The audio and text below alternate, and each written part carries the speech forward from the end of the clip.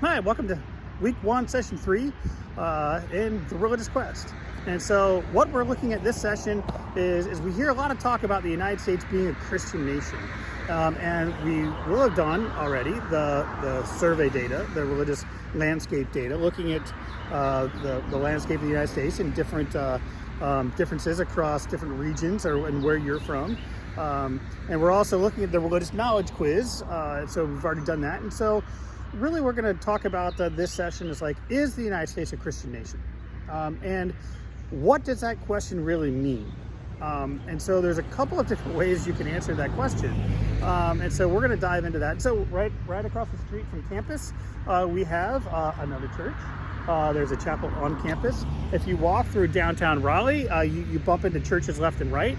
I think on my drive home, I live 12 minutes away from campus, 12 or 13 minutes, and I drive on a relatively main road, Wade Avenue, and I pass, I think, 6 churches along my way. These are all Christian churches. And so what does that mean if we say the United States is a Christian nation? What exactly does that mean? And is that true? And how is that true? And so there's a really important article for us to read for this session. Hugh Hucko wrote it, and it really addresses this question from multiple angles. And so when we say the United States is a Christian nation, are we merely meaning demographically? And if that's the case, well, then maybe because they 70% self-identify as Christian or some sort of denomination, Christian denomination.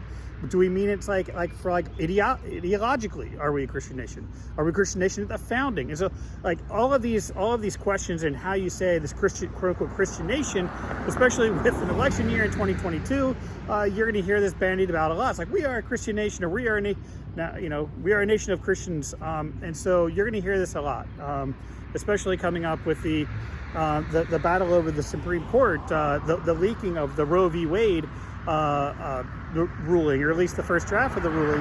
You're going to hear a lot of this rhetoric bandied about, and so we want to look at it as academics.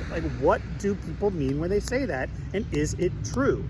And so this article goes through a couple different ways that you can sort of parse out that question and a few different responses. So we want to look at that, and we want to hear your responses. We want to make sure that we are responding to this question academically and not emotionally. And so it's an important exercise for us to go ahead and partake in. So with that, let's dive into this session, and I look forward to your input. Take care.